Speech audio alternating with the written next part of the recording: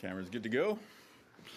All right, good morning, everybody. We have escalation in the wildfire situation in Manitoba, so we're going to be talking about how we can work together to help.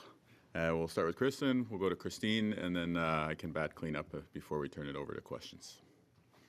Okay, good morning. I'm Kristin Hayward. I'm the Assistant Deputy Minister responsible for the Wildfire Service with Natural Resources and Indigenous Futures.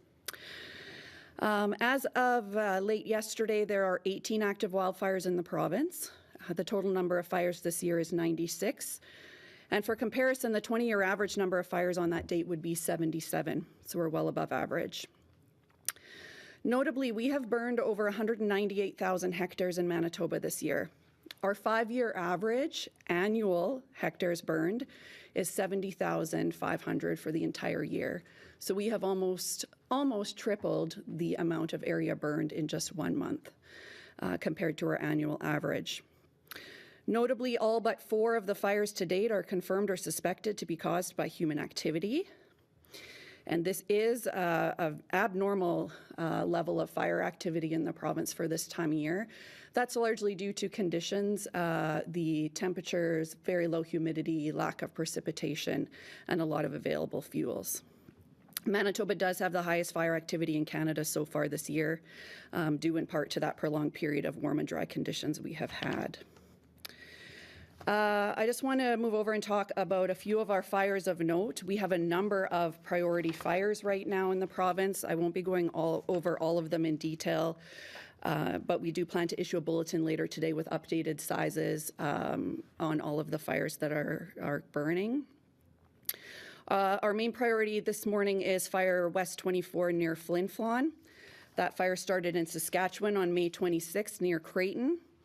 It had been actioned by Saskatchewan, and unfortunately they weren't able to hold it, so it entered Manitoba yesterday. We've been working very closely with Saskatchewan on suppression efforts. Due to the fire's intensity, we weren't able to put a lot of resources onto that fire yesterday, and neither could Saskatchewan. Unfortunately, aircraft had to be grounded off that fire yesterday as well due to a drone incursion in the airspace over the fire. Which is disappointing that folks are not hearing the message that flying a drone near a wildfire is dangerous and does impede our efforts to respond. We are hearing this morning that the fire does continue to grow, so we are doing assessments to figure out exactly what the extent of it is, what fuels are nearby that fire, and how we're going to be able to respond to that today. And we will be updating both the City of Flin Flon and Creighton on that later this morning so they can make some decisions, which Kristin can talk about. In the west, we also have a significant fire near the community of Sheridan. This is Fire West 17, a very large fire that continues to grow to the northeast of the community.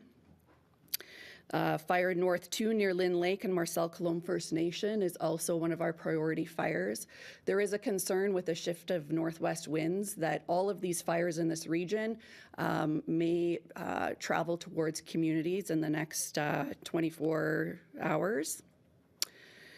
And then I'll move over to the east and just talk about the fire in the Nopaming area, East 61. We continue to fight that fire on a number of different fronts. It is very active and continues to be active both on the north and south flanks of that fire. We'll have updated information on that later this afternoon, as well as Fire 63 in the White Shell area. Continues to be a lot of active hotspots on the north end of the west flank of that fire. There are a number of other active fires in the province, and we anticipate that conditions may lead to more human-caused starts because the conditions are very, very dry in all areas. So we do ask Manitobans to be very mindful of their activities out on the landscape. I will leave it there for now. Thank you. Good morning. My name is Christine Stevens. I'm the Assistant Deputy Minister with the Manitoba Emergency Management Organization. Last night at 7:40 p.m., Flin Flon issued a pre-alert evacuation notice to the community, asking residents to stay alert and be planning for a potential evacuation on short notice should it be required and should the situation escalate. We're asking folks in the community of Flin Flon to pay attention to the direction of local officials, as the situation is dynamic and it is changing hour to hour. The Office of the Fire Commissioner is in community, supporting the local fire department with suppression operations, response planning, and incident command. Proactively, the Flin Flon Hospital has started to move patients out in preparation. Coordination is happening between the province and the local government, and we continue to remain engaged. Thank you. Thank you. The situation with wildfires is very serious in Manitoba right now. If you're in Flin Flon, we're asking you to prepare for a potential evacuation. On the city's Facebook page, you can see information about how to get ready, and if the order comes, we're asking you to listen. For Manitobans and the rest of the province, now is the time to get ready to support.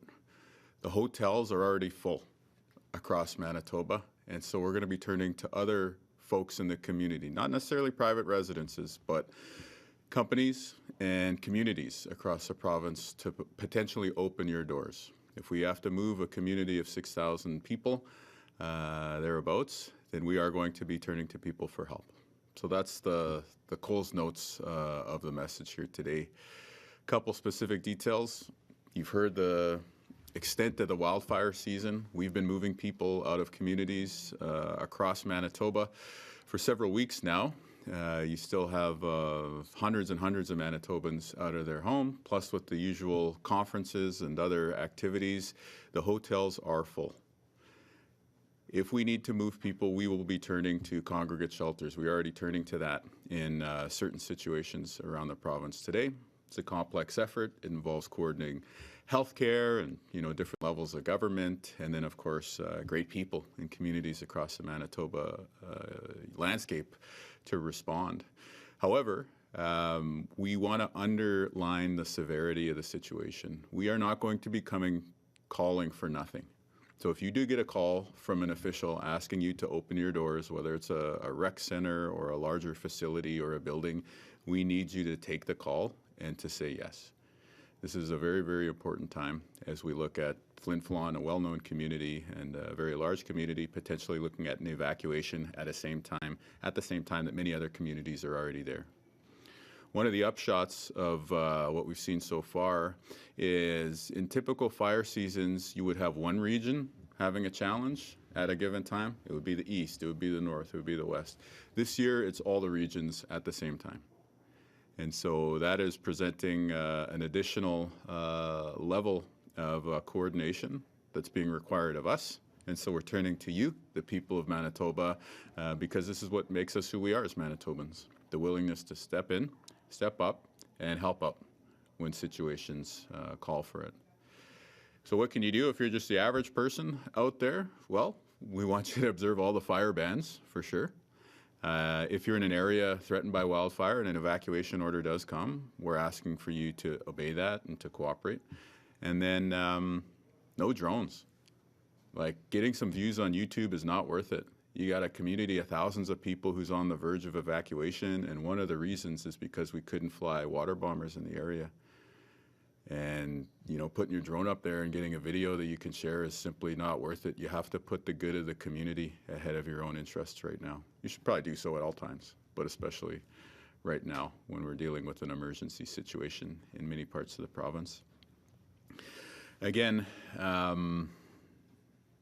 it's a very, very serious situation. I wanted to spend a bit of time thanking people who are helping out. New Brunswick has sent firefighters who've started to arrive in Manitoba.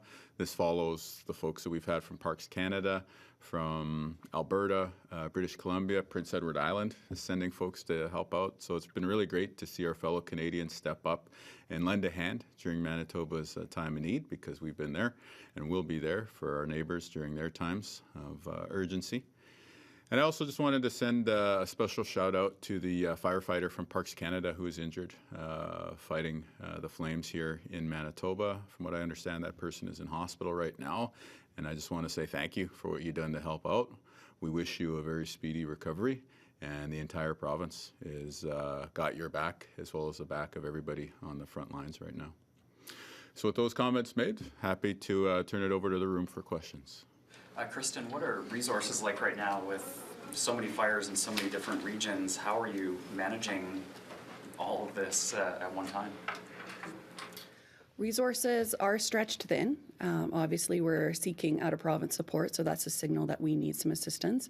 We have been very fortunate to get assistance from other provinces when we've asked, so we've been able to staff up all of the priority areas that we need to. And on that note, how do you prioritize the fires? There are some communities who feel like they've been forgotten about, or their communities are being left vulnerable due to the sheer number of fires happening in the province right now. There's a lot of factors that go into decisions around where we put resources, and it changes constantly all day long. So we're constantly assessing the risk to, number one, people's lives and their communities, their homes. Secondly, to other values, whether that be utility infrastructure, forestry values. There's a lot of different things that we're looking at out on the landscape. It depends on fire behavior. So which fires are going to do what? What are the winds doing? What are the conditions like in those areas? What's the available fuel for those fires? And so there's a lot of different factors that go into the initial decision of where to put resources. And then on an ongoing basis all day, we're constantly reevaluating and repositioning resources as needed.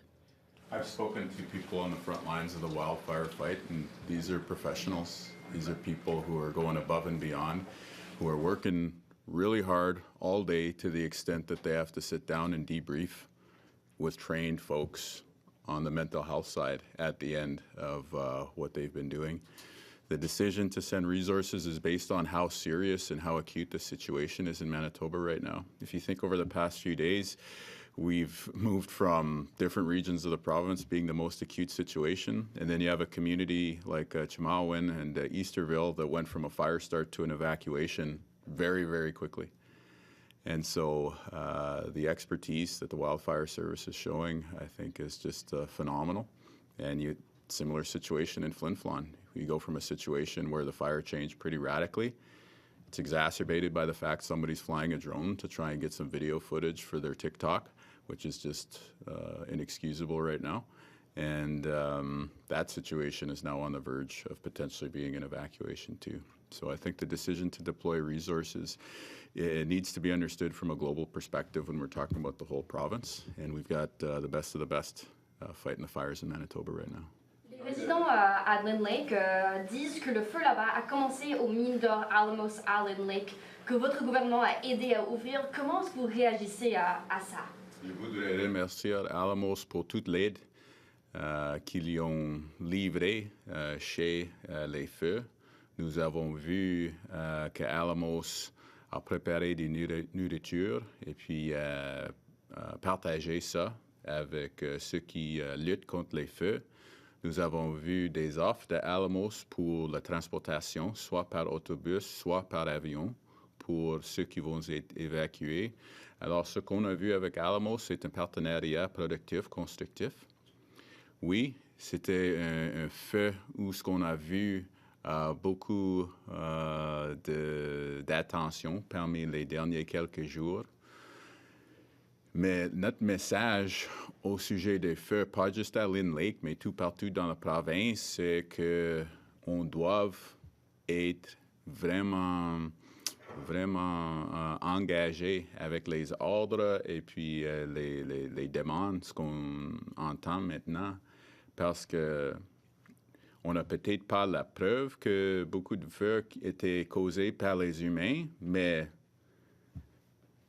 si ce n'était pas un ours avec un zippo, on pourrait dire que oui, c'était des humains qui ont commencé ces feux.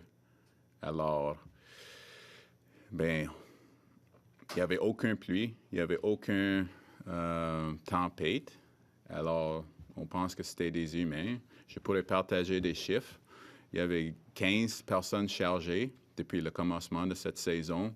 Il y avait 21 personnes qui étaient livrées des warnings. Alors, c'est une situation très sérieuse. On pourrait peut-être, et puis je parle toute la province, et puis depuis le début de la saison, mais on pourrait vraiment dire que c'est une situation très, très, très, très sérieuse et nous demandons à tous les Manitobains de profiter de cette opportunité pour aider les autres juste par écouter au message qu'on partage avec le public. Should Alamos Gold then be charged for starting a fire on their site or presumably starting a fire on their site? What proof do you have that Alamos is connected to the start of the fire? Yeah, but all the residents say it started at the mine site. So what proof do you have? I guess we're waiting on the investigation still, but generally, could you repeat what you just said for my colleagues in English about your message to Lynn Lake residents? You know, I used to be a daily news reporter, so I say this with the utmost of understanding for the pressures that everybody in this room deals with, but I really do think that responsible reporting is very important right now. Journalistic Standards and Practices book, and just making sure that you're not reporting hearsay and that stuff is double-sourced before it's getting shared with the public, I think is very, very important. Not to say that that's a specific commentary on this, but just across the board. We've got a very specific message out here today. Flin Flon, a large community in the north, is on the verge of evacuation, and we're asking for people to listen to the message. We're asking for people to get ready, and we're asking Manitobans in other parts of the province to open your doors if the emergency officials come calling. So, We heard oh, no, I was just going to continue on that point. Happy to answer your question in a second. When it comes to Alamos, you know, I want people to know that they've been a good partner in the response so far.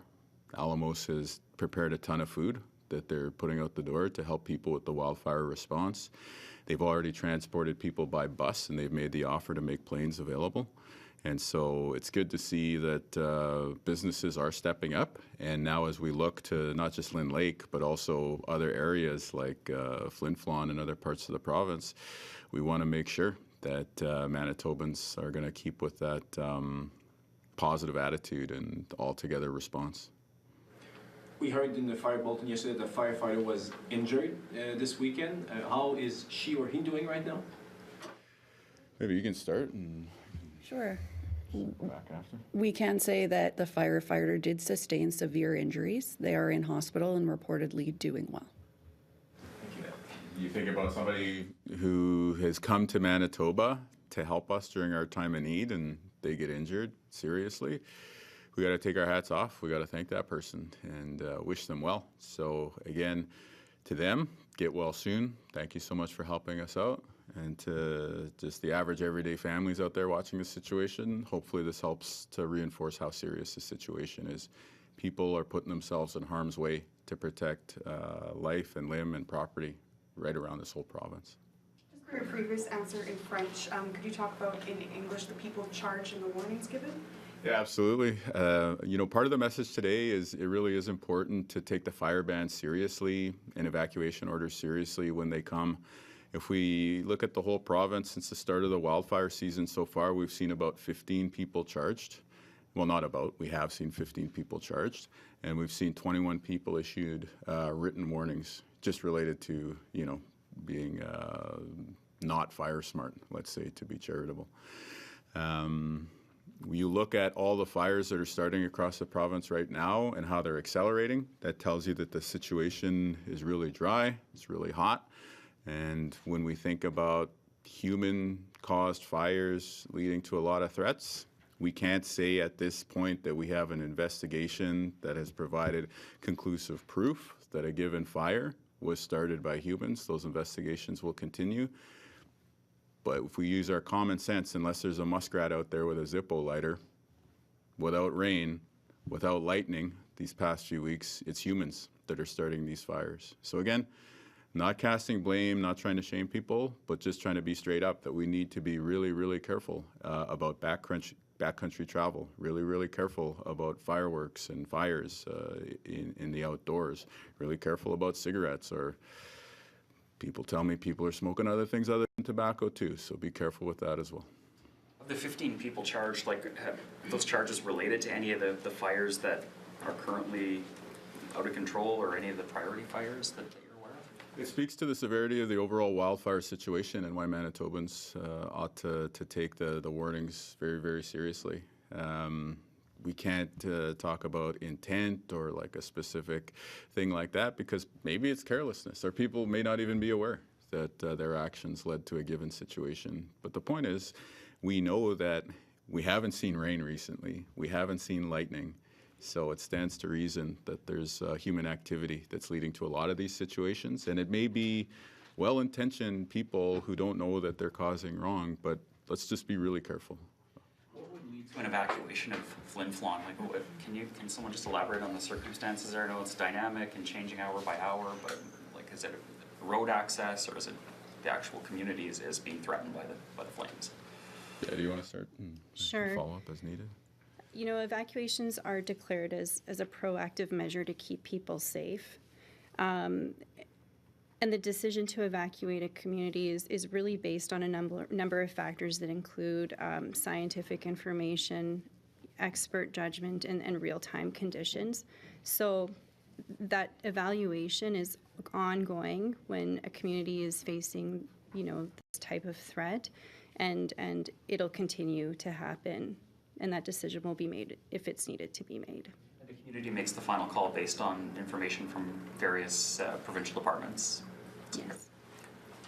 You talked about drones. You also talked about the importance of people opening their doors to help people because their hotels are full. I just might want to hear you in French about this. Comment on dit drone en français? Drone? OK, c'est pas mal. Hein? OK. Ben, regarde, il y a des situations très sérieuses au sujet des feux, des incendies. Et puis, les drones nous causent un défi.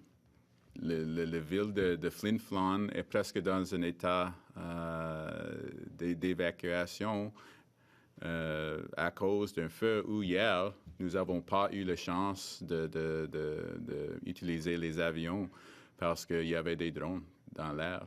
En même temps, tout partout dans la province, nous voyons que on pense que la plupart des feux étaient causés par des humains. Ça se peut que ce n'était pas intentionnel, mais ça juste nous donne un message que c'est très sérieux et nous devons être très engagés avec les messages que nous publions. Just maybe hospitality, you said that the hotels are full, so businesses, you're asking people also to be welcoming, I think, right? Yeah, au monde d'affaires, nous demandons de nous aider. Si les officiels vous demandent d'ouvrir votre porte pour un centre communautaire ou un grand édifice, s'il te plaît, engagez avec eux, ouvrez votre porte. Parce qu'il y a déjà des centaines de personnes évacuées de leur communauté. En même temps, il y a des grandes rencontres et puis des conférences ici dans la ville de Winnipeg. Alors, il n'y a pas beaucoup d'espace chez les hôtels. Alors, si nous demandons, ce n'est pas une blague, ce n'est pas quelque chose, juste un truc qui n'est pas important, c'est une situation très sérieuse. Alors, nous vous demandons, comme des Manitobains qui veulent aider, d'engager avec nous. In terms of the Flin Flon potential evacuation, like you said, it's a significant population. For people that are waiting for that call right now, are there specific communities across Manitoba that they should be planning to go to? Who has the capacity right now? Yeah, well, I think you're probably thinking about Winnipeg, just given the size of our community. But it's important to listen to the local officials in the city of Flin Flon. Whether that's through social media or radio or, just any messages that you might have received door to door. Let's just stay in touch and stay on top of it. There's things that you can do right now in terms of packing a bag and getting ready. A Facebook post on the city web or city social media has a good list of things that you should pack in terms of IDs and medication and things you'll need in case you do have to leave your home. We're not saying that you need to leave right now, but we're saying that ask could come relatively quickly. And so right now, the best thing to do is to just get ready, make sure your vehicle has a full tank of gas. And if that order comes, we're going to have a ton of information about where to go and how to get there. But for now, it's just get ready. And to the rest of the province, this is who we are as Manitobans. We help each other during their time of needs. And I just want to give people the heads up before we come forward with that ask that we need you to step up. Please don't be surprised if that ask comes in the next few days. Kristin, we keep hearing about how the wildfires this year are high above average. I'm wondering what steps could have maybe been taken differently this year to prevent this, and what steps will be taken next year so this doesn't happen again? Can I just jump in there? I think I would return to the comments at the start of the press conference, which is that it's novel in the experience of the wildfire service to have all regions fighting serious blazes at once. So right now, we're in a situation where we're trying to manage resources efficiently and coordinated across multiple governments, including our partners in other provinces. And when we talk about the lessons learned, I think one of the things we're going to have to take out of this season is that the climate is changing, and the idea that we may have to deploy across all parts of Manitoba at once will probably want to be one of the first things we take a look at. I was wondering if did you have any clearer numbers of how many firefighters we're getting from New Brunswick and PEI? I do. 20 personnel from New Brunswick arrived last evening. A further 2 individuals will be coming over the next week. We're getting two people from Prince Edward Island, and we expect another 28 personnel from British Columbia as well to arrive this week. And how many are they already on site? I don't have current numbers just because there's been a lot of transport in and out, but we can report on that in our bulletin today. We're on Zoom. Okay, we're going to Zoom. No, we'll come back to the room. We'll come back to it. Thank you, Premier. One reporter from the Brandon Sun, Michelle McDougall, one question, one follow-up.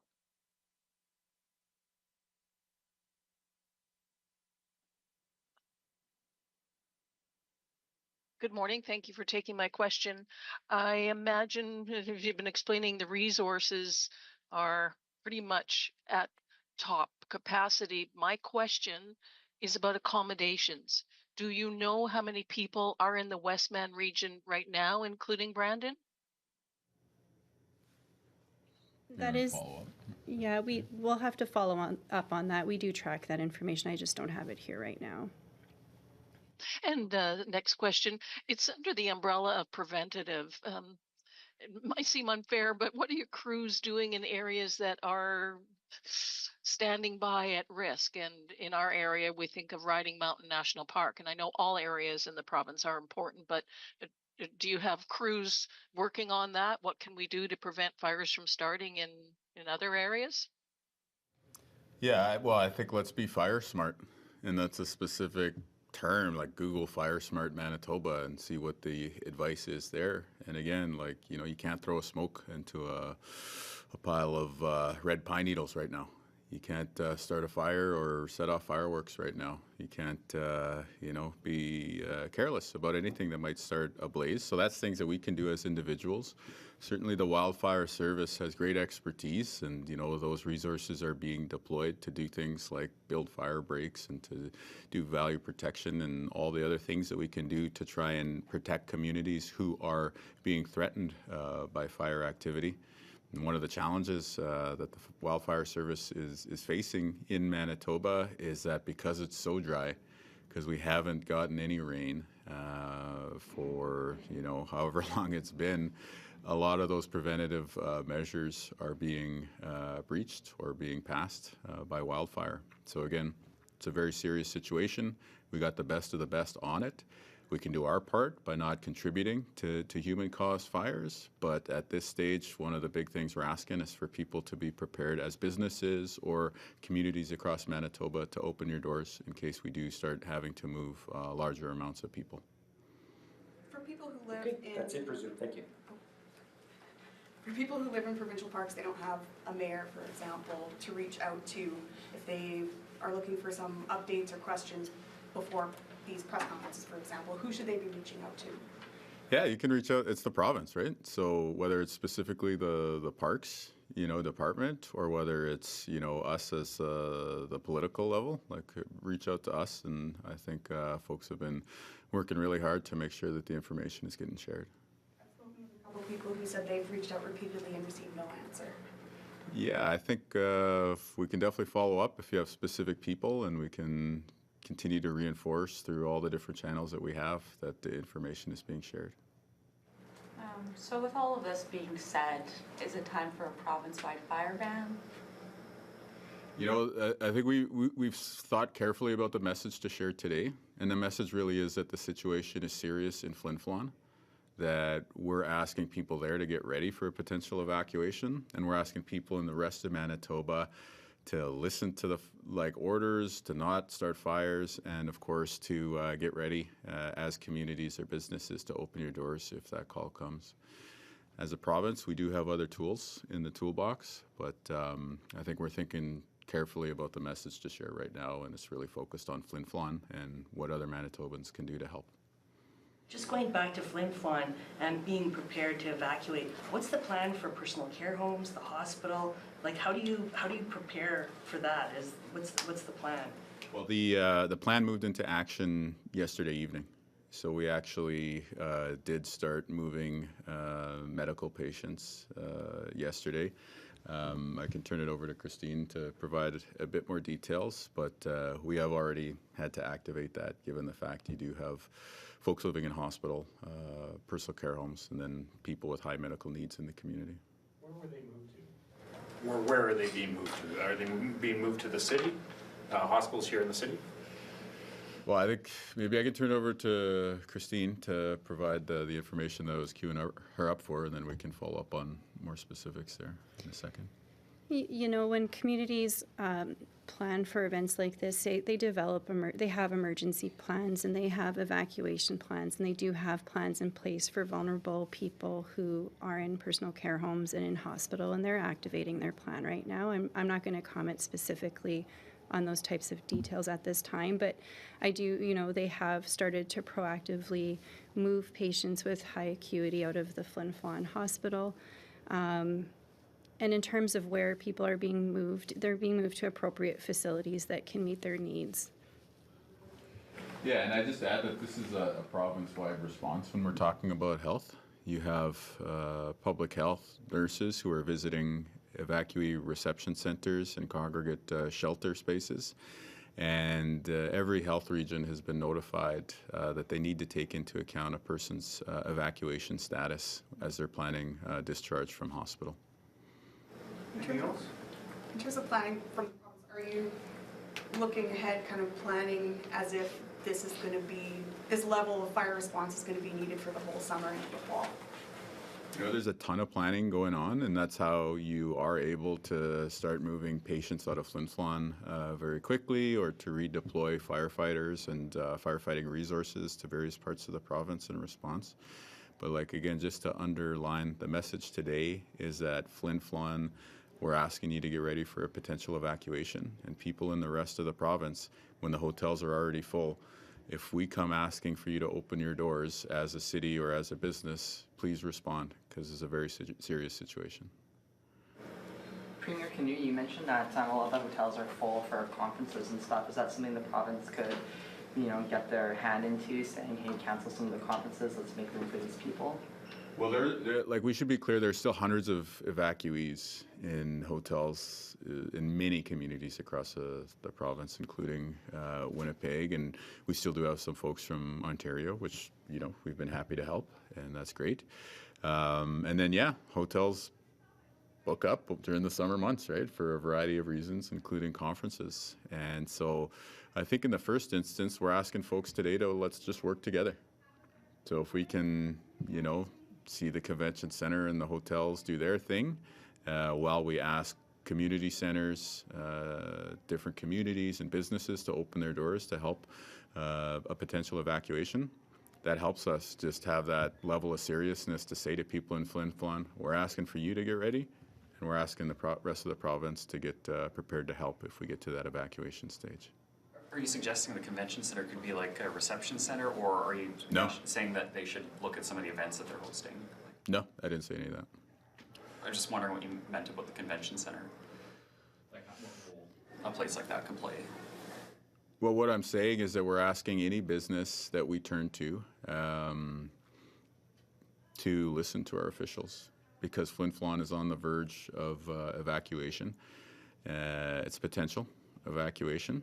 So folks there need to get ready, and people in the rest of the province should take stock of the situation where there's conferences and different activities and life goes on that front, we need to prepare for the potential to have to move many of our neighbors out of harm's way and towards safety. So if we come calling, it's not for nothing. It's not a prank. It's not something that, you should, think about when you have time. Like, no, it's a serious situation.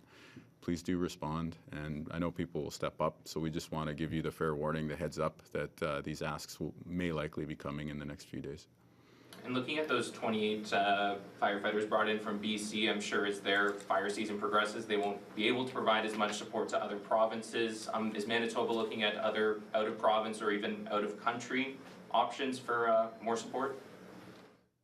Yeah, out-of-province, like BC and Alberta and some of our other provincial partners have been really good about looking after the mental health and the energy level of the folks that they send by kind of rotating them, letting some go home and then, new folks come to fill those ranks. And so that's one of the tools that you have to use effectively, because it could be a very long firefighting season for some folks who may start in Manitoba and then spend more time in British Columbia. And part of the planning that we do is to make sure that we have the necessary firefighters. People across Canada have been great in terms of stepping up. It's been awesome to see. That's what makes us Canadian. And so today we're just saying there's a really serious situation in Flin Flon. Local residents, get ready to move if that order comes.